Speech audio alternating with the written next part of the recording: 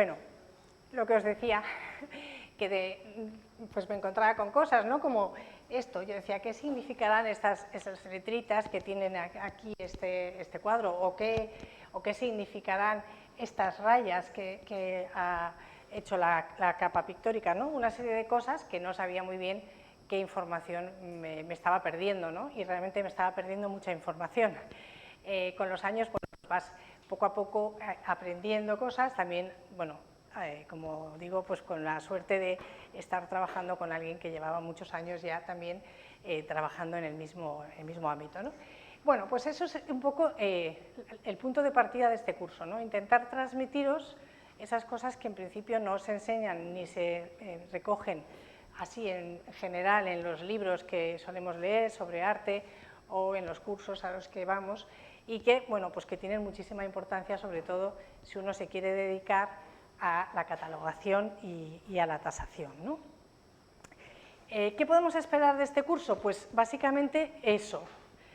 Primero, una metodología de cómo es la forma en que tenemos que enfrentarnos a una pintura antigua para su estudio y para su tasación, y luego también pues una serie de trucos, de herramientas, de pistas, de cosas que nunca son definitivas. No se trata de pruebas contundentes de algo que podemos concluir, ¿no? de esa prueba, que pues como tiene este soporte seguro que es flamenco o seguro que es americano o seguro que es francés. No, son indicios, todo van siendo indicios que sumados unos con otros pues nos hacen poder llegar a una conclusión, ¿no? Esto es una especie de trabajo de detectives. Vamos a ir tomando diferentes pistas con cosas que nos van a ir dando pues ese análisis que vamos a hacer, y con la suma de todas esas pistas pues podremos ya llegar a una conclusión, ¿no?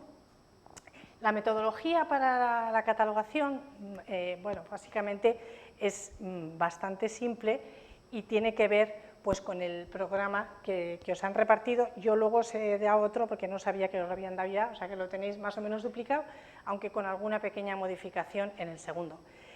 Básicamente, estos serían los pasos a seguir a la hora de hacer catalogar una obra. Lo tenéis, yo creo, está en el programa, ¿vale?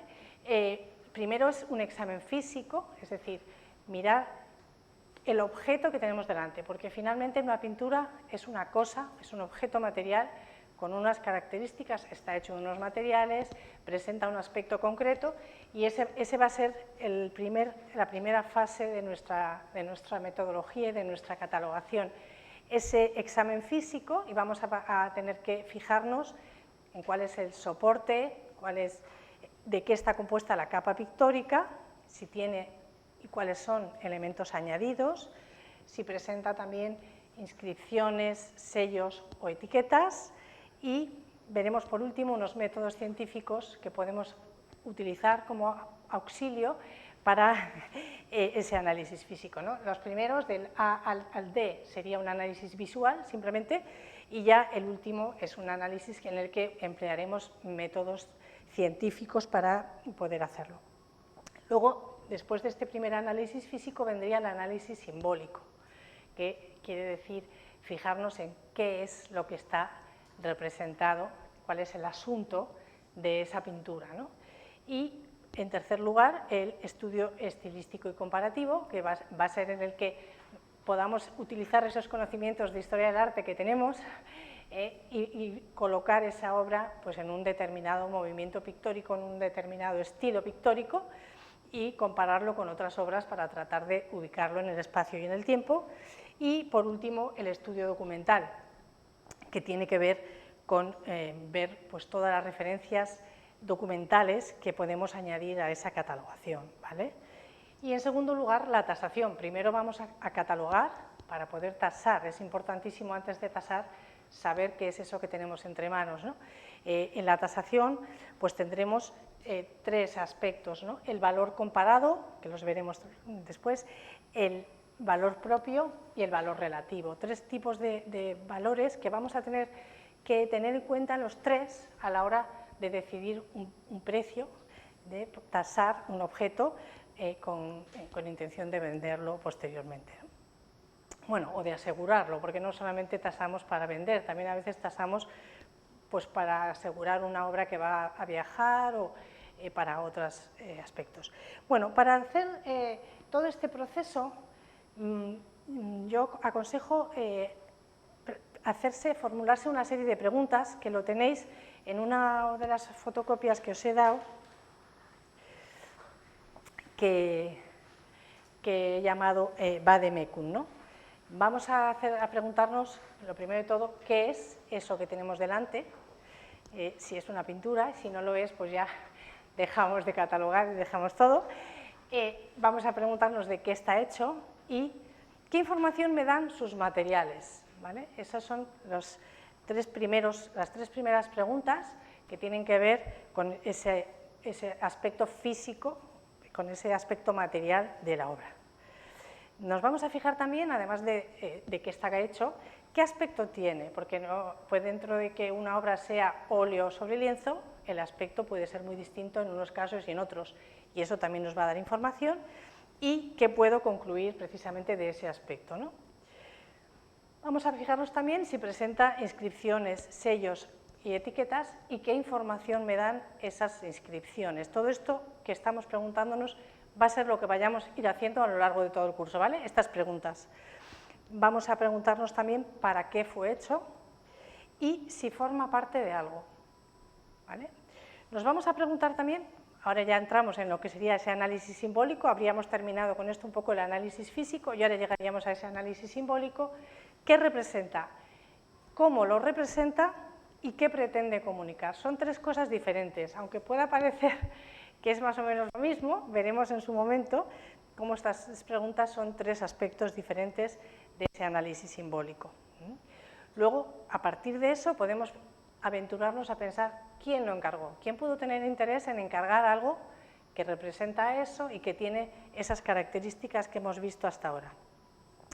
Vamos a ver también, dentro del estudio estilístico y comparativo ya, cómo es su forma, cuáles son sus colores y nos vamos a preguntar también si tiene calidad. Esa es una pregunta importante, pues sobre todo para saber cuánto tiempo debemos dedicarle a la obra. Si no tiene calidad, podemos dedicarle mucho tiempo porque nos ha picado, pero no porque sea rentable. Si tiene calidad, ahí ya entramos en una liga diferente, ¿no? Vamos a preguntarnos también a qué se parece, esto dentro de ese estudio estilístico y comparativo. Preguntaremos dónde y cuándo se pintó, intentando, como decíamos, ubicarlo en el espacio y en el tiempo, ¿no? Según ese estilo que presenta, y por último, quién lo pintó. Una vez que ya tenemos situado en el espacio y el tiempo, sabemos que es una obra sevillana de principios del siglo XVII, pues ahí tendríamos que ver, dentro del abanico de artistas que estaban trabajando en esos años en Sevilla, que podían haber pintado esa obra, si hay alguno con el que podemos relacionarlo de una forma tan estrecha que incluso podríamos llegar a hacer una atribución, ¿vale? Y ya llegaríamos a la última parte, que es el estudio documental. ¿Dónde se encuentra ahora? ¿Dónde ha estado antes? ¿Qué sabemos de la pintura? Si hay referencias escritas, tenemos referencias documentales, está publicada o reproducida en algún sitio, ha formado parte de alguna exposición. Estas serían las últimas preguntas ya que tienen que ver con el estudio documental. Y la última pregunta, importante, ¿qué tiene de especial? Eso es muy importante a la hora de valorar, porque como veremos, uno de los elementos que juegan un papel muy importante dentro de la tasación y de la valoración es la singularidad. ¿Qué tiene de especial? ¿Es una obra que tiene algo muy especial o es una obra que es pues, muy corriente, ¿no? Eso es algo importante para esta última fase. Bueno, para ello, además de este vademecum y de estas preguntas, os he hecho también una copia de una ficha de catalogación, que es un poco, bueno, pues cada ficha de catalogación puede ser un poco diferente, cambian los modelos de esta ficha, dependiendo de dónde, ¿no? Cada vez que vayáis a una exposición o incluso en un museo, veréis que en las cartelas, eso es una ficha de catalogación, o la entrada que aparece en un catálogo de una exposición acompañando a la obra es una ficha de catalogación.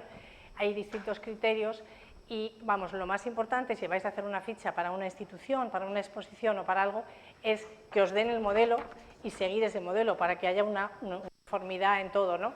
Pero bueno, para vosotros yo os he dado un modelo que es el que encaja bastante bien con todo esto que estamos viendo y con todas estas preguntas, ¿no? Lo tenéis en la mano y entonces tendríamos esa primera parte, es autor, escuela, datación, aunque está al principio, eso es lo último que vamos a rellenar de la ficha, porque tenemos que hacer todo lo demás antes de llegar a esa conclusión, ¿no? Tenemos aquí el título, la técnica, las medidas, ese apartado sería un poco la información básica. Esa información va a estar siempre. Puede haber un catálogo que sea más extenso, más breve. Esta ficha técnica básica siempre la vamos a tener y va a ser importante, ¿no? Saber el autor, el título, la técnica y las medidas. Esa es la parte como, digamos, es como lo mínimo que podemos decir de una obra, ¿no? Casi es lo que aparece en un pie de foto. Cuando vemos una obra ilustrada en un catálogo y hay un pie de foto, pues normalmente ponen Diego Velázquez, Las Meninas, bueno, suelen poner también Museo del Prado, o sea, dónde está, y en algunos casos también incluso óleo, lienzo, medidas o no. Pero bueno, esa es un poco la información básica. Luego tenemos el segundo bloque, que tiene que ver con esto que he llamado elementos superpuestos. Todo lo que aparezca encima de la pintura, que no es la pintura, pero que da mucha información. Firmas, inscripciones, marcas, números de inventario, escudos, etiquetas e incluso el marco, que nos puede dar información también sobre la obra, ¿no? Todo esto lo vamos a ir anotando. Después tendríamos la información histórica, localización, procedencia, bibliografía y exposiciones, ¿no? Esa parte documental que decíamos. Una información adicional, dibujos, grabados y copias, que ya iremos viendo a lo largo, cuando toque ese momento, qué es lo que tenéis que anotar ahí. Luego tendríamos una pequeña parte que yo he llamado estudio personal, donde vendría pues una descripción, un estudio iconográfico y un estudio estilístico y comparativo. Este estudio personal viene a ser lo que en una ficha de un catálogo, de una exposición, aparece a continuación de la ficha básica, ¿no? Tenemos el título, Diego Velázquez, Las Meninas, óleo lienzo, Museo del Prado, y luego viene, pues en el año tal, Velázquez fue nombrado pintor del rey, Eso sería un poco ese estudio personal en el que hay una descripción o un estudio estilístico, un estudio iconográfico, depende de qué es lo que queramos resaltar de esa obra, vamos a meter esa parte, ¿no? Y luego, pues una conclusión, que esa nos va a servir, como decía antes, la conclusión para llegar a una correcta valoración, ¿vale? Bueno, pues ya, una vez que os he explicado un poco cuál es esta metodología que vamos a seguir y que tiene que ver con lo que es el programa del curso, con esa ficha de catalogación y con esas preguntas, empezamos ya por la primera parte, que sería ese examen visual. Yo he cortado la sesión donde me ha parecido para que quedaran los contenidos mejor. Si vemos que la hora nos va mal, pues lo adelantamos o lo atrasamos. O sea que si en algún momento ya estáis exhaustos, me avisáis. Y lo mismo si tapo la pantalla, porque yo siempre doy clase de pie y a veces me muevo y la tapo, vosotros sin miedo me avisáis, ¿vale? Bueno, empezamos por esta primera parte del examen físico, que parte de esta premisa. Una pintura es un objeto y como tal, pues podemos analizarlo como algo físico y material, ¿no? Responde a esa pregunta del Vademecum, ¿qué es esto? Y para empezar tenemos que ver qué entendemos por pintura y qué entendemos por antigua, que es lo que va a ser el objeto de este curso. Bien, una pintura, en principio, es un pigmento aplicado sobre un soporte. Es algo tan sencillo como eso. Un pigmento, o más de uno, aplicado sobre un soporte. Esta imagen yo creo que lo describe bastante bien, ¿no? Entonces, bueno, pues podríamos pensar que esto es una pintura, ¿no? Es un pigmento sobre un soporte. Le falta algo para ser esa pintura de la que vamos a hablar en este curso. Afortunadamente no vamos a hablar de esto porque os aburriríais mucho. Le hace falta que tenga un componente además artístico, ¿no? Un componente que la haga pertenecer a ese apartado tan interesante de la creación humana que es el arte, ¿no? Puede ser tanto pintada sobre un muro, de manera que estaríamos hablando de un bien inmueble, ¿no? Está adherida a un muro, por lo tanto forma parte de un edificio, pero lo normal es que cuando pensamos en una pintura nos vamos a referir sobre todo a lo que es una pintura mueble. ¿Por qué? Porque en el mercado va a ser esta la pintura que vamos a encontrar. Va a ser muy raro que en algún momento nos hagan tasar una pintura al fresco, una pintura mural, en algún caso va a ocurrir, pero va a ser muy raro, ¿no? Normalmente nos vamos a enfrentar con pintura como esta, que se llama pintura de caballete, para distinguirla de la pintura mural, y va a ser la que sea fundamentalmente objeto de comercio, ¿no? Bueno, ¿qué entendemos por antigua? Antigua es un concepto muy amplio que podría significar, pues esto, ¿no? Esta es una pintura no antigua, muy antigua. Lo que pasa es que una pintura como esta, que lógicamente pues la historia de la pintura va casi pareja a la historia de la humanidad, no entraría dentro de nuestro campo de estudio, porque esto es un campo que estudian los arqueólogos, pero no tanto los historiadores del arte, ¿no?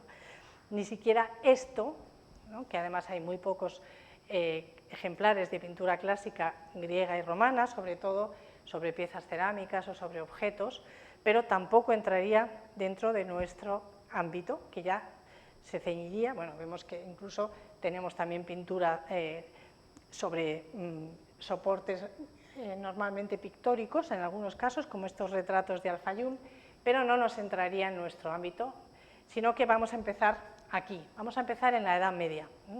Digamos que en el nivel, para el mercado, para los museos, normalmente los expertos en pintura antigua empiezan aquí, empiezan en la Edad Media, y aunque la historia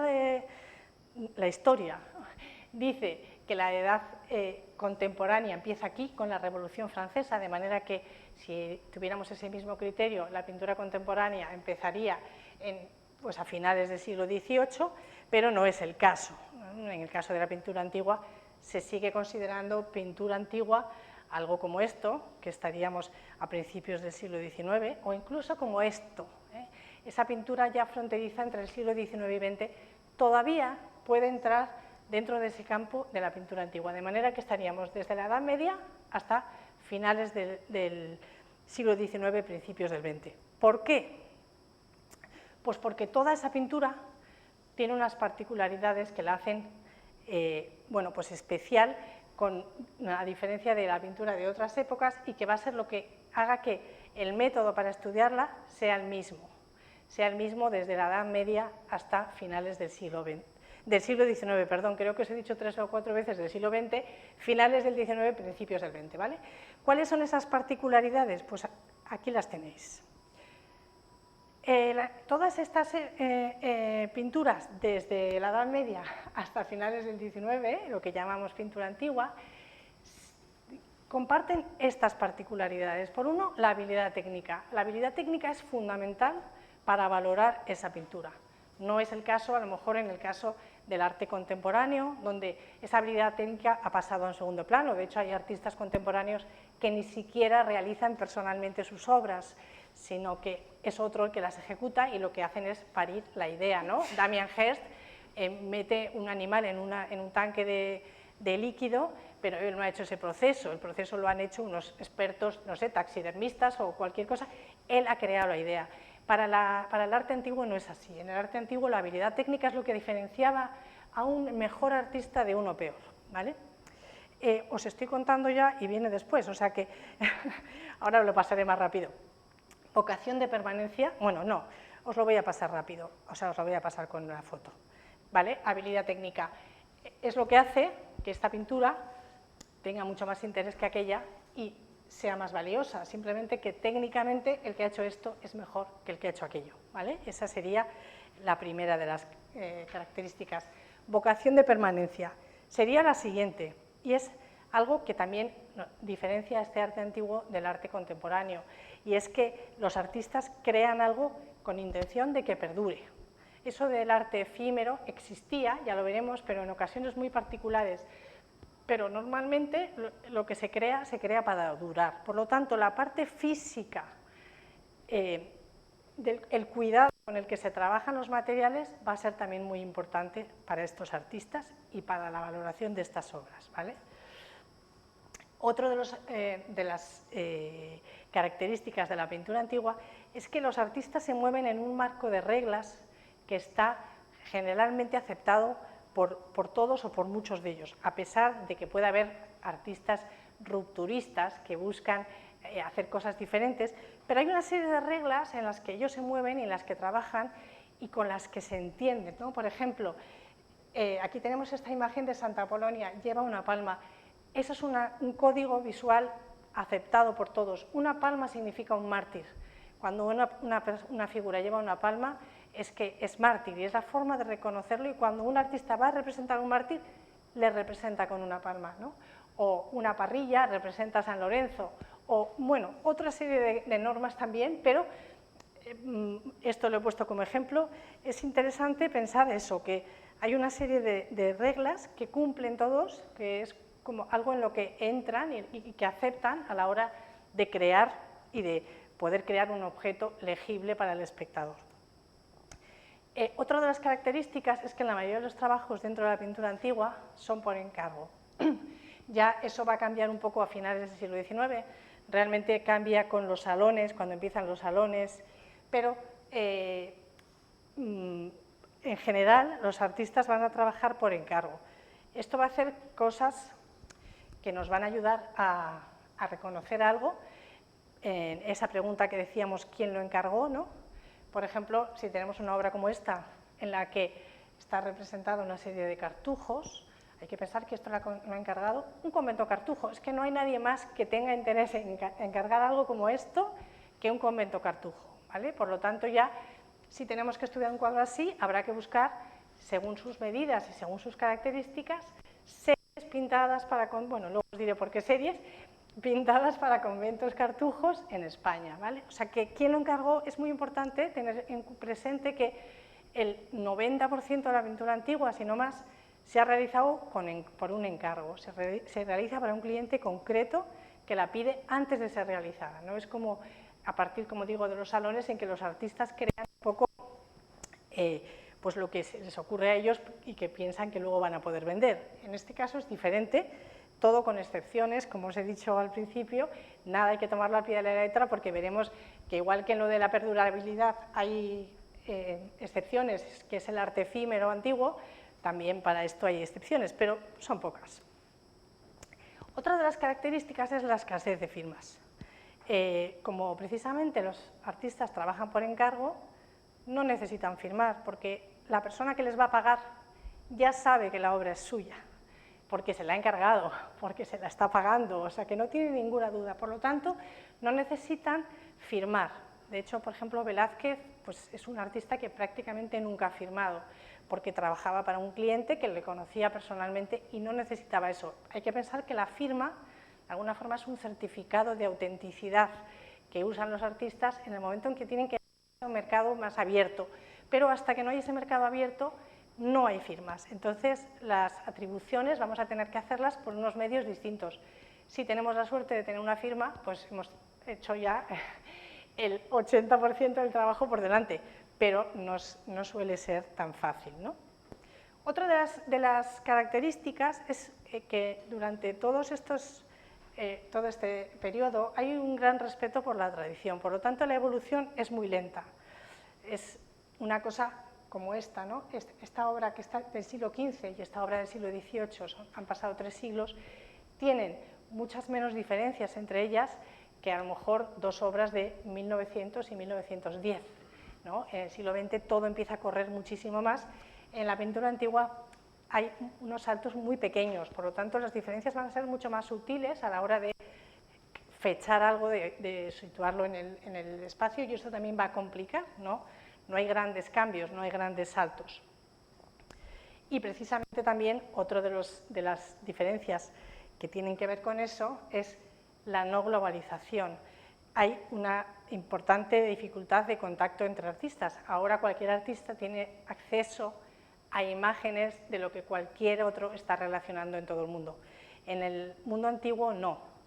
Por eso las escuelas son mucho más cerradas. Podemos reconocer a un artista flamenco, aunque no sepamos quién es el pintor, por su manera de hacer y de entender un bodegón, o uno español por su manera de entender un bodegón. Incluso podemos reconocer a un artista flamenco que está trabajando en España, porque vamos a encontrar elementos de unos y de otros. Esa falta de globalización hace que las diferencias locales sean muy marcadas, y por eso podemos hablar de escuelas, y además podemos entender que un artista es de un lugar, o que incluso es de un lugar pero con rasgos de otro, por lo tanto ha habido ahí un contacto o ha viajado de una dirección u otra, porque el viaje era prácticamente la única opción que tenía un artista de conocer aquello que se estaba haciendo fuera de sus fronteras. Esto es algo muy importante para tener en cuenta para poder luego catalogar, ¿no?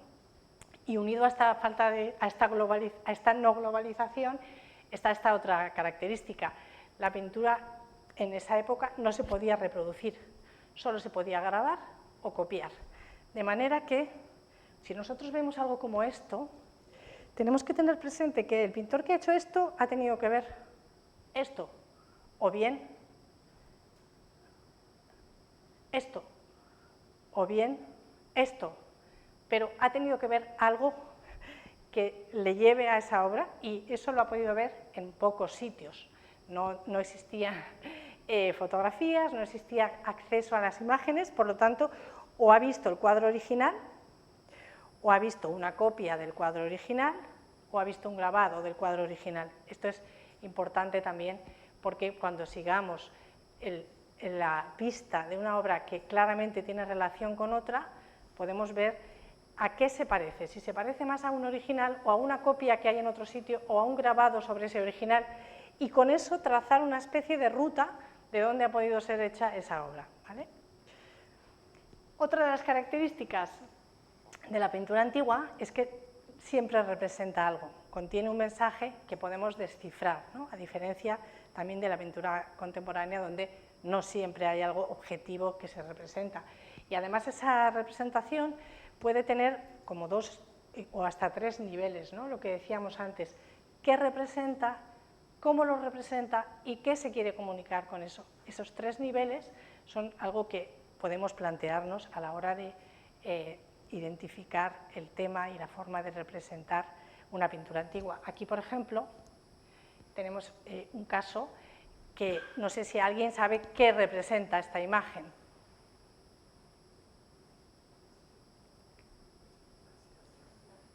Es la visitación, exactamente. Aquí tenemos a Santa Isabel, una mujer de más edad, una mujer ya mayor que había concebido siendo estéril, y María, ¿vale? La visitación. ¿Cómo lo representa? Lo representa con los niños, que se llama in útero. Los niños están a la vista como si estuvieran fuera, y además vamos a ver pues cómo el San Juanito está de rodillas adorando al niño Jesús que está en el vientre de su madre, ¿no? Esta forma de representar es una forma temprana, porque luego fue prohibida por la Iglesia, de manera que si encontramos esta cómo, ya tenemos también unas pistas para poder situarla, ¿no? Y luego, pues, ¿qué se quiere comunicar? Bueno, pues en el caso de esta se quiere comunicar precisamente pues esa doble espera de las dos mujeres, y cómo efectivamente se resalta mucho esa idea de que la madre, la prima, venera o como sea a la Virgen y el niño al niño, ¿no? Es algo que está mucho más expuesto que en otras representaciones donde no se muestra de esta forma. Bueno, vamos a ver de qué está hecho y qué información me dan sus materiales, ¿vale? Y vamos a empezar. Ya hemos terminado un poco con esos rasgos de la pintura antigua, y vamos a empezar con analizar esa composición de la pintura. Como vemos, en una pintura es un objeto material y como tal tiene unos componentes que pueden ser identificados, ¿no? Y decíamos que tendríamos estos 3 distintos componentes: el soporte, la capa pictórica y elementos añadidos. Vale, pues vamos a empezar por el soporte y vemos cuáles son los soportes que podemos encontrar. Vamos a empezar con la identificación de ese soporte, y podríamos encontrar todos estos soportes: muro, piedra, madera, hueso, piel, papel, tela, metal, cerámica, vidrio y plástico. Estos son los soportes que podemos encontrar durante este periodo, y vamos a ir viendo uno por uno. Empezamos con el muro. El muro es, digamos, el soporte más antiguo, ¿no? Ya veíamos cómo en esas pinturas de Altamira se utiliza el muro como soporte pictórico. y va a ser el soporte más frecuente dentro de la pintura medieval, sobre todo la pintura románica, ¿no? Como os decía, bueno, pues se nos escapa un poquito de nuestro ámbito, pero no del todo, porque, bueno, primero, porque a veces sí que es verdad que a lo mejor tenemos que valorar algo que está en un muro. Yo una vez tuve que valorar, se iba a vender una casa y tenía unas pinturas de Sorolla en el techo y había que valorar eso, para vender la casa, añadirle ese valor, ¿no? Bueno, pues a veces tienes que hacerlo, pero luego además, porque también existe esta posibilidad. Hay pinturas murales que a veces han sido desprendidas del muro y ahora están ya separadas, ¿no? Este es el caso de San Baudilio de Berlanga, que está en el Prado, pero hay muchas otras. Bueno, pues por lo que sea, se derribaron iglesias y las pinturas que estaban en esas iglesias, con un método pues complejo de restauración, han sido transferidas a otro soporte, ¿no? En el caso del muro puede ser transferidas a tabla o a tela. Por lo tanto, a veces sí que nos vamos a encontrar, a la hora de tener que tasar para el mercado, obras exentas, pero que proceden de un muro, ¿no? En ese caso, además, vamos a encontrar una serie de características que nos choquen, porque tienen una textura que no corresponde al soporte que presentan, tanto si ha sido transferido sobre tabla como sobre lienzo. El aspecto que presenta la capa pictórica no corresponde a ninguno de los dos soportes. Por ahí podemos saber que esa pintura originalmente no estaba en ese soporte, ¿vale? Bueno, otro de los soportes, que ahora ya sí entramos en lo que es la pintura de caballete, es la piedra. Los soportes más empleados dentro de piedra son la pizarra, mármol, lapislázuli, ágata y ónice. Son soportes caros, son soportes en general lujosos y fundamentalmente van a estar empleados en Italia y durante el siglo XVI y XVII. En esa época es cuando más se va a recurrir a estos soportes. Tenemos, en este caso, por ejemplo, es una pizarra. Por el lado de la pintura no vamos a notar demasiado que es una pizarra. Sí que le presta como un aspecto esmaltado a la pintura, un aspecto muy liso y esmaltado, pero no lo vamos a identificar tan fácilmente. Claro, hay que ver las obras por detrás a la hora de catalogarlos nosotros para poder identificarlas bien cuáles son los soportes, ¿no? Pero sí que es verdad que da ese aspecto muy satinado, muy liso, y apenas craquela, porque casi no tiene la capa pictórica, es muy fina, casi no hay preparación. Ya lo veremos luego cuando hablemos ahora estamos con los soportes todavía, pero estos soportes de piedras presentan un aspecto como muy lujoso. Lapislázuli. Cuando se utiliza el lapislázuli como soporte, siempre se usa de esta manera. Se deja una parte de la piedra a la vista, por lo tanto aquí sí que vamos a tenerlo muy fácil. El lapislázuli es un material caro, un material también lujoso, y lo que hacen los artistas es utilizarlo como fondo, ¿no? A veces sustituyendo al cielo, y vamos a ver siempre esa veta. Por lo tanto, en el caso del lapislázuli va a ser fácil que identifiquemos el soporte. Lo mismo que en las ágatas y ónices pasa igual. Ágata y ónice, que son dos materiales parecidos, tienen esta veta muy marcada generalmente y los artistas la van a emplear como parte de la composición, ¿no? Aquí tenemos pues esta anunciación en la que esta especie de remolino de nubes en el que aparece el árbol está aprovechando la veta de la piedra. Esto es una cosa que la vamos a ver bastante a menudo, o este otro caso, esta Magdalena penitente que está como en una gruta, también eso no está pintado. Lo único que tenemos pintado aquí son estas hierbitas de aquí, las cabecitas de los ángeles, estas otras hierbitas y la figura de la santa. Todo lo demás es aprovechar el soporte por parte de los artistas, ¿no? Bueno, aquí tendríamos otro ejemplo de estas mismas. Ónice y ágata son difíciles de distinguir, lapislázuli muy fácil y pizarra por detrás. Bueno, más básicamente hay otras, también obsidiana, hay otras piedras que se usan, pero lo que importa es soportes pétreos, generalmente Italia, piezas caras, piezas lujosas y siglo XVI y XVII. Volvemos a decir lo mismo, indicios, no pruebas, ¿vale? Pero poco a poco vamos sumando cosas. Otro de los soportes, y quizás uno de los más empleados, la madera.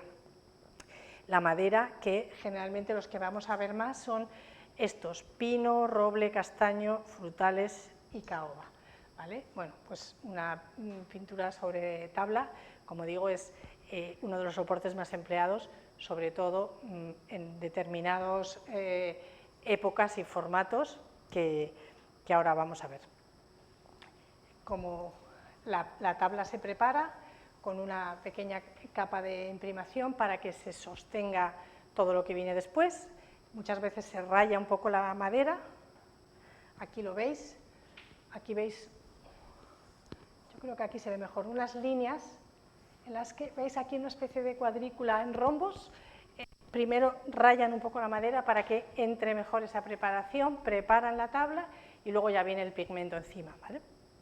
Bueno, pues como digo, es uno de los soportes más empleados. Vamos a ver primero tipos de maderas, que decíamos pues que generalmente los más empleados van a ser pino, roble, castaño, frutales y caoba. El pino se usa sobre todo en el sur, en España, países del sur. España usa mucho pino, Italia usa mucho pino. El roble en el norte, Países Bajos, pintura flamenca y holandesa utilizan mucho el roble, también en Inglaterra se usa mucho el roble. Castaño sobre todo lo vamos a ver en Francia y también en el norte de Italia y en Alemania. Frutales en Italia y la caoba la vamos a ver sobre todo en América, aunque también hay obras españolas pintadas sobre caoba con materiales que venían de allí, ¿no? Estos serían un poco los soportes, el grosor del soporte. Una vez que ya hemos identificado cuál es, vamos a ver esos grosores, qué información nos dan. Generalmente, las tablas más gruesas son más antiguas, de países que no les importa mucho el soporte. Las tablas más finas van a ser o más recientes, o sea, ya en el siglo XIX prácticamente todas las tablas van a ser finas, o de países que cuidan mucho el soporte, que básicamente son los países del norte, ya os lo adelanto, sobre todo Holanda y Flandes. Entonces, ese grosor del soporte, ¿no?, nos va a dar la idea un poco, aquí veis el grosor de una tabla, nos va a dar esa idea de por dónde estamos en el espacio y en el tiempo, ¿no? Esta sería una tabla, por ejemplo, del siglo XIX, con ese aspecto pues muy delgadito que tienen en esa época, ¿no? El cuidado en la preparación también es otro de los elementos. Cuando una tabla está muy bien preparada, muy lisa, muy bien terminada, nos tiene que, en principio, llevar a pensar en esos países del norte, mientras que una tabla así solamente la podemos encontrar en el sur. En el norte nunca van a dejar una tabla así, ni siquiera por detrás. Cuidan los soportes también por detrás. Es algo que pasa mucho en los muebles, por ejemplo, ¿veis? A veces os decía que me salgo, pero es muy importante. Por ejemplo, en los muebles puede ser un mueble maravilloso por fuera, tú lo abres y por dentro es un desastre. Eso no es del norte, eso es italiano o es español, porque en el norte están igual de bien por dentro que por fuera, por delante que por detrás. Tú puedes poner el mueble en medio de la habitación viendo la espalda porque es perfecto. En España y en Italia no. Vamos al grano. Entonces, eso es importante también a la hora de tener en cuenta, analizar eso y ir viendo, bueno, pues este tipo de trabajo de poca preparación nos lleva más a esos lugares, ¿no? Huellas de herramientas, es otra de las cosas que podemos buscar. Estas huellas es una huella de una gubia que nos indica que es una tabla antigua. Normalmente, claro que luego hay que tener cuidado porque cuando falsifican es lo primero que hacen los falsificadores, darle unos mordiscos para que parezca muy antigua, ¿no? Pero el empleo de la gubia, en principio, es para tablas antiguas. Entonces, bueno, pues si vemos esas huellas nos debe parecer bien, ¿no? Y luego las huellas de una sierra, creo que se ve mejor en la siguiente foto. Sí, las huellas de una sierra también podemos ver si es una sierra mecánica o una sierra manual, porque una sierra manual nunca va a ser líneas completamente paralelas. Una sierra manual, cierras de una manera, vas hacia arriba y vuelves en la otra dirección, de manera que las líneas van siendo así, unas así, otras así. Con una sierra mecánica las líneas son perfectas, ¿no? Entonces, viendo un poco las huellas de la sierra, también podemos ver si ha sido esa tabla cerrada manualmente o no. Las uniones.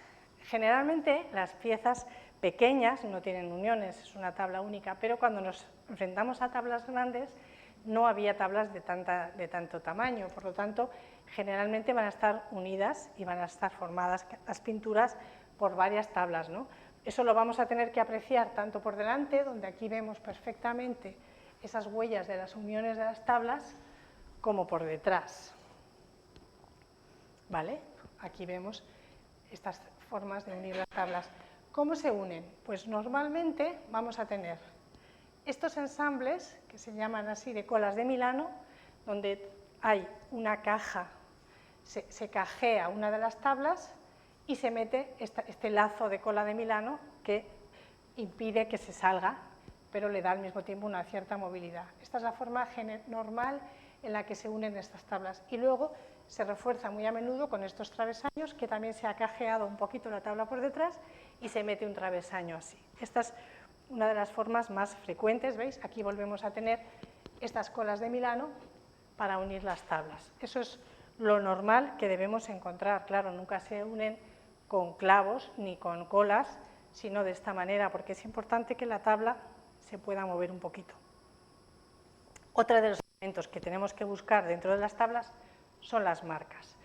En el sur no hay marcas, porque los fabricantes de tablas no tenían ningún interés en marcar porque eran muy malas, pero las tablas del norte, que están muy bien hechas, hay personas que se dedican solo a hacer las tablas, que no pintan, solamente se dedican a los soportes, y entonces vamos a poder encontrar algunas marcas que podemos tener información de quiénes son los que han fabricado esa tabla por esas marcas, ¿no? Todo esto os subiré bibliografía para que la tengáis. Aquí tenemos otra de esas marcas, ¿no? Esta marca como en forma de trébol. Y con esto terminaríamos un poco con la madera, ¿no? Fijarnos en el tipo de madera, en el grosor, en el acabado, en las uniones, en las marcas. El hueso sería otro de los soportes. El hueso o marfil, ¿vale? Que es, bueno, son dos materiales pero muy parecidos. El hueso es un hueso cualquiera, son trabajado muy fino, se corta muy fino, y el marfil pues tiene que ser ya del cuerno, ¿no? Pero es básicamente el mismo material. La diferencia es que el marfil es mejor, más caro y más blanco, y el hueso es un poquito más poroso, más barato y más amarillo, pero generalmente es muy difícil distinguirlo, sobre todo cuando está ya pintado. Y el marfil se va a utilizar siempre en obras de pequeño formato. No hay placas de marfil, no se puede técnicamente cortar placas tan finas en tamaños grandes, por lo tanto se va a emplear y va a ser uno de los soportes principales de la miniatura, ¿no? Como máximo un tamaño así. Es yo de las cosas más grandes que he visto, son soportes que vamos a ver principalmente desde el siglo XVIII, quizás alguno un poquito antes, pero muy general, desde el siglo XVIII al XIX y XX poco, y para pintar miniatura. Aquí tendríamos otra. Y aquí vemos cómo es ese marfil por detrás, ¿no? Como es una capa tan fina, va a traslucir lo que está pintado por el otro lado.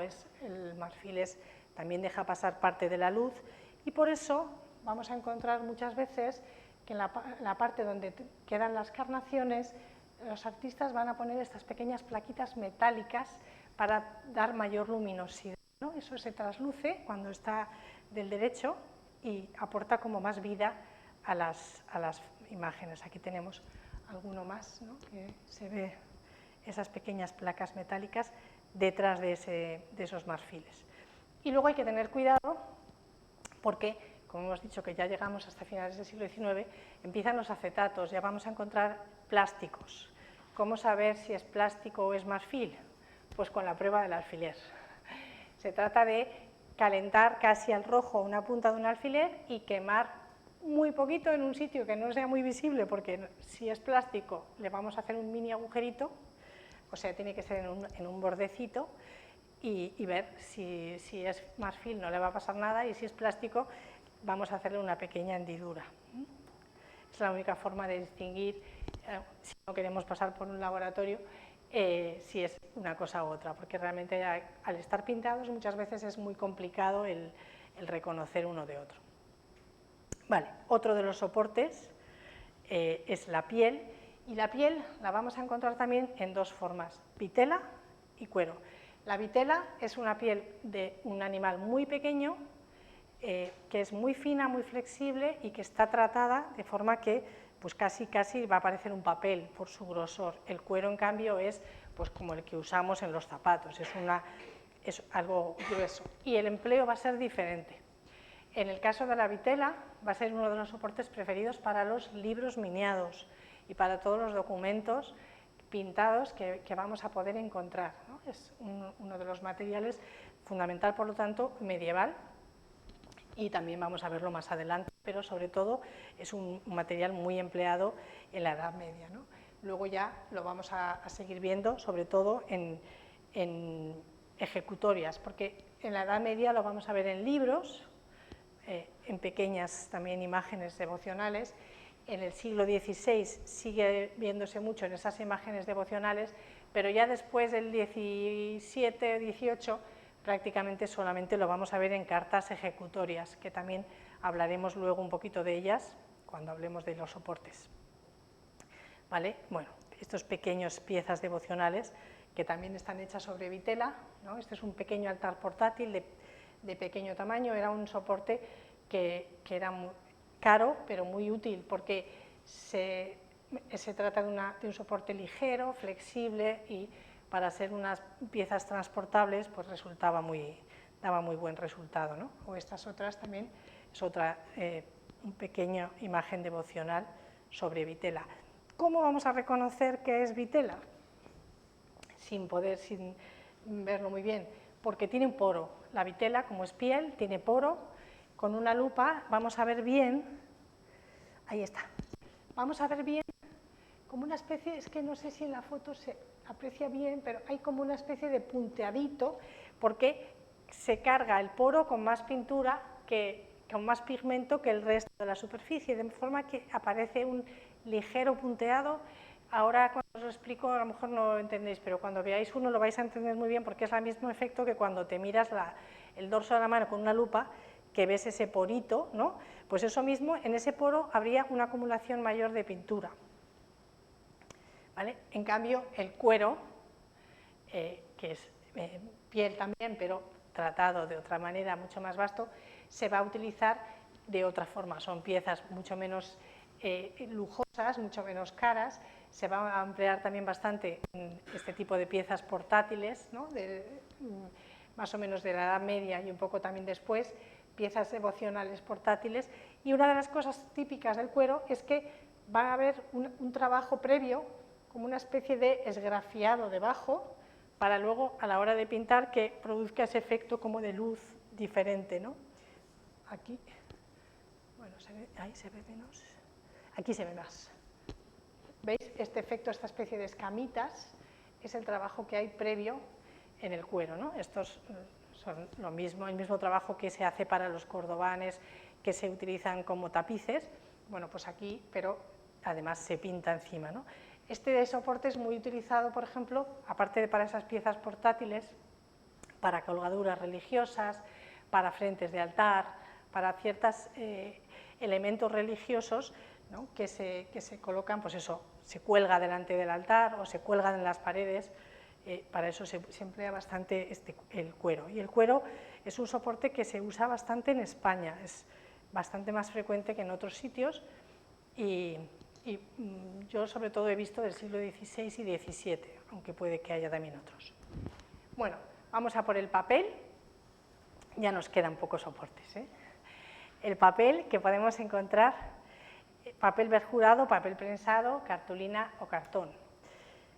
El papel perjurado es un papel hecho a mano en el que se utiliza una especie de molde que tiene una trama, de forma que el papel va a desarrollar unas líneas horizontales y verticales, que aquí casi no se ven, pero cuando lo miramos con una lupa vamos a ver muy bien esa trama, esas rayitas, es cuando veis un papel ahora de buena calidad, una invitación de boda, tiene ese papel verjurado, con esas líneas, esa trama, ¿no? A diferencia de...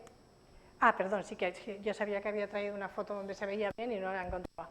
Ahí está, ¿veis? Esta es la huella de la verjura, y esto es lo que vamos a ver y lo que nos va a identificar un papel verjurado.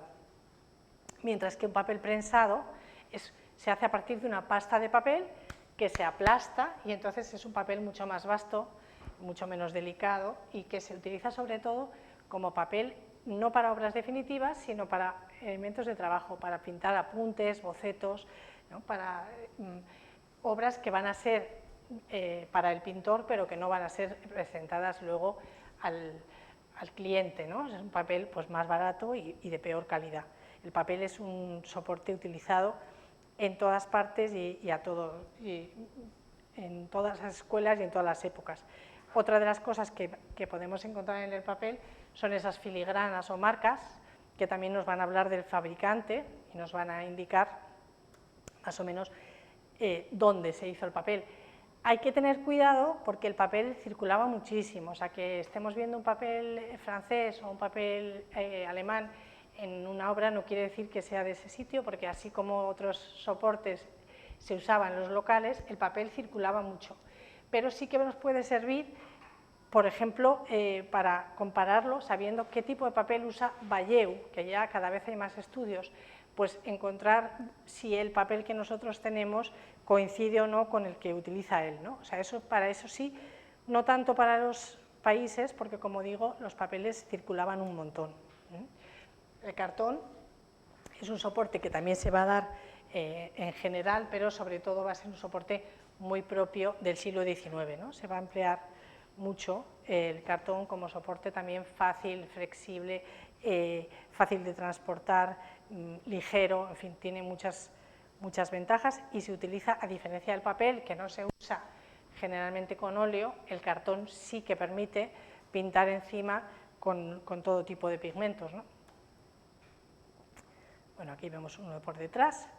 Y la tela. La tela es el soporte por excelencia, por lo menos a partir del siglo XVI y hasta nuestros días, porque va a sustituir a la tabla. En un momento dado se empieza a trabajar sobre tela, sobre todo cuando empieza a aparecer el óleo, y bueno, pues tiene todas las ventajas. La tela se puede transportar muchísimo mejor, se pueden hacer obras de mayor tamaño a menor coste, en fin, tiene muchas ventajas, por lo tanto, pues la tela se va a imponer como el soporte principal, ¿no? Vamos a encontrar diferentes composiciones, pero eso sí que no hay forma de reconocerlas simplemente con el examen visual. Tendremos que acudir a un examen de laboratorio que se toma una pequeña muestra y analizan cuáles son los componentes y con eso se puede más o menos datar la edad de la tela, ¿no? Bueno, pues normalmente cuando se pinta sobre tela se va a colocar antes o después de pintada, dependiendo de los artistas, lo van a colocar en un bastidor, el bastidor lleva unos clavos por aquí que tensa la tela y la sujeta al bastidor con esos clavos, y luego aquí llevan unas cuñas en las esquinas del bastidor que también sirven para tensar esa pintura. Como decía, el tipo de tela no lo vamos a reconocer a simple vista, vamos a tener que acudir a un examen de laboratorio, pero hay algunas telas que sí que vamos a poder reconocer visualmente a simple vista, como es, por ejemplo, el lienzo romano napolitano. Los lienzos romanos napolitanos que se usan en Nápoles, aunque también vamos a encontrarlo en algunas obras romanas, es un lienzo que tiene una trama muy gruesa, muy gruesa. Todos los cuadros de Rivera, por ejemplo, están pintados sobre ese lienzo romano napolitano. Si vais en algún momento a un museo donde podáis ver obras de Rivera, todas sus obras están pintadas sobre ese soporte. Y lo que va a producir por delante es una especie de punteado, son como unos bultitos en relieve que generan este lienzo. Aquí se ve estos pequeños cuadraditos, lo veis aquí, se aprecia aquí, eso es el aspecto que produce el lienzo romano napolitano por delante. Y luego hay otra tela también muy fácil de identificar, que es el mantelillo veneciano, que es una tela que tiene como una espiga. Esta tela se va a utilizar en Venecia, como su nombre indica, pero también se usa mucho en Sevilla. Veis que tiene esa trama en la que hace como una espiga que se encuentran así, o incluso a veces hasta vamos a encontrar esta forma como de rombos en este mantelillo, o sea, tiene una trama con un dibujo que se va a ver por delante. Esta tela sí que la vamos a poder reconocer por delante. Mantelillo veneciano, Venecia, y en Sevilla muchísimo. Grosor de la tela, bueno, la identificación con esas dos telas que podemos reconocer y ya está. El grosor nos pasa un poco como con las tablas. En principio, las tablas más gruesas van a ser más antiguas, las telas más gruesas van a ser más antiguas o menos cuidadas, ¿no? Es más o menos una norma. Generalmente, en el siglo XIX, por ejemplo, ya todas las telas van a ser muy delgadas, van a ser muy finas, lo que nos va a hacer que se marque mucho el bastidor por delante. Esto es un aspecto típico de una obra del siglo XVIII también, pero sobre todo en el XIX, con esas telas tan finitas, el bastidor va a llegar a marcar la tela, ¿no? Y en cuanto a la trama, tenemos que fijarnos lo mismo que hemos dicho antes con las tablas, ¿no? esa huella de la sierra, pues aquí pasa lo mismo. Cuando los telares son manuales, la trama es irregular. La trama de una tela hecha a mano nunca va a ser perfecta, ¿no? Entonces vamos a encontrar pues, hilos con un poco de diferente grosor. Esas irregularidades nos hablan de una tela manual, mientras que cuando una tela, aquí tendríamos otra también manual, cuando una tela es ya mecánica, pues presenta este aspecto completamente igual, ¿no? Liso, completamente, no hay irregularidades en las tramas. Y lo mismo que las tablas, también vamos a tener costuras, porque los telares no eran tan grandes como para hacer grandes anchos de tela, por lo tanto, en obras de gran formato vamos a encontrar siempre costuras que las vamos a ver por detrás si la obra no está rentelada y que se van a marcar también generalmente por delante. Esto es algo que en obras de gran formato tenemos que buscar, porque tiene que tener una costura, ¿no? No se hacen telas de tan gran tamaño, ¿no? Y luego, igual que veíamos las marcas en la tabla de los fabricantes de tablas, también vamos a tener marcas en las telas, de los fabricantes de telas. Tenemos también ya generalmente más modernos, pero vamos a tener también esas marcas. Bueno, ya uno de los últimos soportes que nos queda sería el metal, que tenemos también dos opciones, cobre y hojalata. El cobre es un soporte muy empleado en Flandes, sobre todo, en la pintura flamenca. ¿Cuál es la razón? Es un soporte muy fácil de transportar.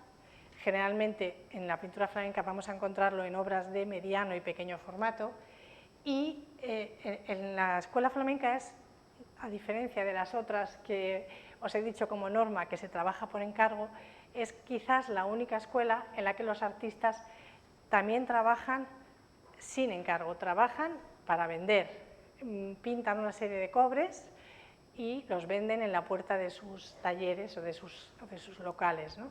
Entonces, son obras que tienen varias particularidades. Una, que como digo, no son de grandes formatos, pero además vamos a encontrar composiciones repetidas. Los artistas realizan una composición y si tiene éxito la vuelven a pintar, Es muy frecuente que determinadas composiciones flamencas encontremos muchos ejemplares con la misma idéntica composición. Eso es típico de este tipo de trabajo realizado un poquito en serie para vender.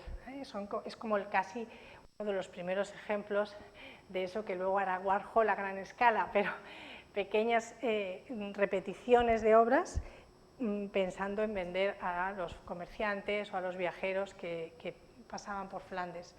Eso es lo que ha generado ese dicho que no hay cobre bueno, porque, bueno, pues de alguna manera esos cobres realizados en serie pues tenían un valor menor que las obras hechas por encargo, ¿no?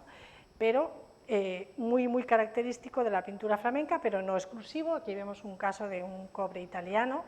¿Cómo vamos a reconocer el cobre? El cobre es un material, como digo, es muy delgado, no lleva prácticamente capa pictórica, la capa pictórica es muy fina, con lo cual es muy frecuente que encontremos pequeños, allí tenemos en aquella esquina, pero hay también pequeños picotazos, ¿no?, que van a dejar a la luz el soporte, porque, como digo, la capa pictórica es muy fina, no hay prácticamente preparación y casi tampoco craquela, precisamente porque es muy lisa la superficie y no vamos a encontrar craquelado prácticamente visible en los cobres, ¿no? Aquí vemos otro cobre, en este caso americano, otro de los sitios donde vamos a tener muchos cobres. En toda América vamos a encontrar muchos más cobres que en el resto de España y que en los otros países de Europa, a excepción, como digo, de la pintura flamenca. ¿Veis? Aquí veis lo que os decía, cómo esto es muy fácil que se gaste la capa pictórica y enseguida vayamos a ver el soporte, porque es muy finita esa capa. Aquí tenemos este cobre por detrás, cuando son muy grandes también va a ser muy frecuente encontrarlos enmarcados de esta manera para que no se combe, porque uno de los problemas de los cobres es que al ser flexibles se abollaban, ¿no? Entonces, para que se muevan menos, se hacen así. Y también vamos a tener marcas en los cobres, también en el mundo del norte, fabricantes que se dedican solo a hacer el soporte, a hacer el material. El otro soporte metálico sería la hojalata, completamente distinto, mucho más barato. El cobre es color cobre, la hojalata es color lata de sardinas, o sea, color plateado, mucho más fino, y es un soporte muy barato, utilizado sobre todo en el siglo XIX, precisamente como sustitución de los cobres por ser mucho más barato, ¿no? Es un soporte en el que no se va a pintar algo muy importante, es un soporte un poco pues como el papel prensado, ¿no?, que decíamos antes, es un soporte barato para obras de baja calidad, no es lo normal, aunque, como para todo hay excepciones, hay obras de Goya pintadas sobre hojalata, pero son la excepción. Lo normal es que la hojalata fuera un soporte malo, ¿no? Y por último la cerámica, que os lo menciono, pero en realidad se nos escapa un poco de nuestro ámbito, porque la cerámica se pinta con esmaltes y engobes, pero luego hay que cocer ese esmalte, y esa es una técnica tan particular que no la van a realizar pintores de los pintores que hacen las obras en cualquiera de los otros elementos. Van a ser pintores específicos que pintan solo sobre cerámica y que están asociados a las distintas fábricas. En las fábricas de cerámica, en toda la documentación, podemos encontrar cerámica y porcelana. Podemos encontrar pues, quiénes son los pintores que trabajaron para Alcora, o quiénes son los pintores que trabajaron para Deruta, o quiénes son los que trabajaron para Manises. Hay una serie de pintores contratados porque es algo muy específico. Por lo tanto, como digo, se nos escapa un poco, pero es importante que lo tengáis en cuenta, sobre todo por lo que viene a continuación, porque a veces lo podemos confundir con el vidrio. Otro soporte, que en este caso sí que está utilizado por los mismos artistas que pintan sobre otros soportes, y fundamentalmente centroeuropeo y del siglo XVIII, es cuando más lo vamos a encontrar, siglo XVIII y Centroeuropa. Vemos cómo lo que se pinta es por el lado por detrás, de manera que el propio vidrio va a ser como la capa de protección del pigmento. No hace falta protegerlo, sino que se pinta por por el reverso. O sea, ahora mismo nosotros aquí no tocaríamos la pintura estaría por el otro lado, ¿vale? Se pinta del revés. Eso en el vidrio normal. Esto es un tipo de trabajo que se llama Eglomisé, así como en dos colores. Vidrios que hay bastantes muy populares, es un soporte que también vamos a encontrar obras de carácter muy popular. Y opalina. La opalina nos va a cambiar un poco, porque la opalina es un tipo de vidrio blanquecino con un aspecto lechoso, es translúcido pero no es transparente, y en este caso ya no se puede pintar por detrás, aquí se pinta por delante, o sea, aquí yo sí que estaría tocando el pigmento, y es también un soporte muy centroeuropeo, sobre todo Alemania y siglo XVIII. Y el plástico, lo que dijimos antes, o sea, realmente se utiliza como imitación del hueso o marfil, y ya pues muy de a finales del siglo XIX, que es cuando empieza a utilizarse el plástico en otros aspectos, y entonces, bueno, pues lo emplean algunos miniaturistas, pero yo creo que muy pocos años, porque luego enseguida es sustituido por la fotografía. Este tipo de miniaturas de no mucha calidad se sustituyen por la fotografía y ya van a desaparecer. ¿Cómo vamos de hora? Son las... Ay, perdón, que no sé qué hora es. 5:30. Vale, sí, vamos perfecto. Bien, vamos a ver ya una última posibilidad de los soportes y ya hacemos el descanso, que son los soportes reciclados, que llamamos, es decir, utilizar un soporte de algo que en principio no está pensado como tal, ¿no? O sea, otras pinturas, planchas de grabar, postales, fotografías, cajas de puros, paletas, conchas. Esto es algo que utilizar otra pintura como soporte se ha hecho a lo largo de toda la historia. No estaban los tiempos para tirar nada, entonces si había una pintura que no había salido muy bien o lo que sea, se pinta encima. Esto se ha podido saber en muchos casos gracias a la radiografía, que es lo que permite ver lo que hay debajo de una pintura. Lo veremos un poquito cuando hablamos de los otros métodos científicos de análisis, ¿no? Es en el caso este, y vamos a poder ver cómo se han empleado otras pinturas como soporte, ¿no? También se han utilizado a veces planchas de grabar. Aquí vemos cómo, claro, es lo mismo, el mismo material, la misma plancha, la que se usa para pintar sobre cobre que la que se usa para hacer una plancha de un grabado al cobre, ¿no? Y entonces, en ocasiones, aquí vemos, por ejemplo, este escudo papal, cómo se ha utilizado por el otro lado, teníamos una pintura, ¿no? Se emplean, se reutilizan esas planchas. Esto de encontrar planchas de grabar es bastante frecuente. Y también, bueno, pues de momento nos da una pista, y es que la pintura tiene que ser sí o sí posterior al grabado. Eso ya nos da una fecha a partir de la cual, y luego ya, bueno, pues también sabiendo dónde se hizo el grabado y eso, podemos tener alguna información adicional. Postales, fotografías, esto por ejemplo es el reverso de una fotografía antigua, ¿no? Fotografías que, las primeras fotografías se entregaban así con la dirección del fotógrafo y todo, y por ejemplo este creo que es un Sorolla. Sorolla emplea mucho fotografías como soporte, a veces también se utilizaban incluso para tener como una pequeña plantilla debajo y pintar encima, porque la aparición de la fotografía en los primeros años además a los artistas les fascina y la emplean como eso, pues como ayuda, ¿no? para pintar.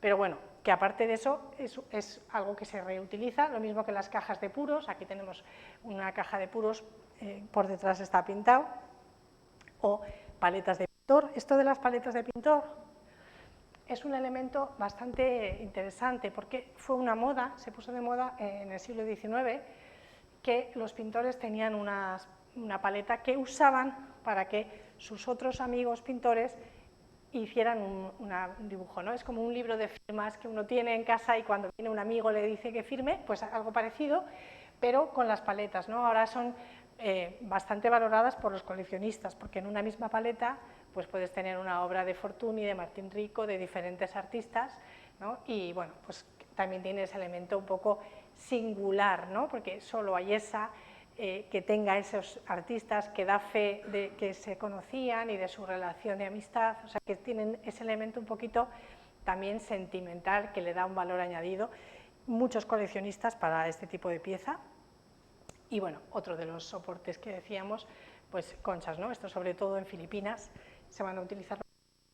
Y bueno, y con esto terminaríamos un poquito el tema de los soportes. Entonces yo, aunque es un poco antes de la hora, sugeriría hacer el descanso ahora, para no dejar la parte de la capa pictórica interrumpida, y además porque luego al final tenemos la práctica, que la práctica siempre es como más relajada. Entonces, si os va bien, hacemos ahora, que la parada es de 20 minutos, media hora, ¿cuánto era?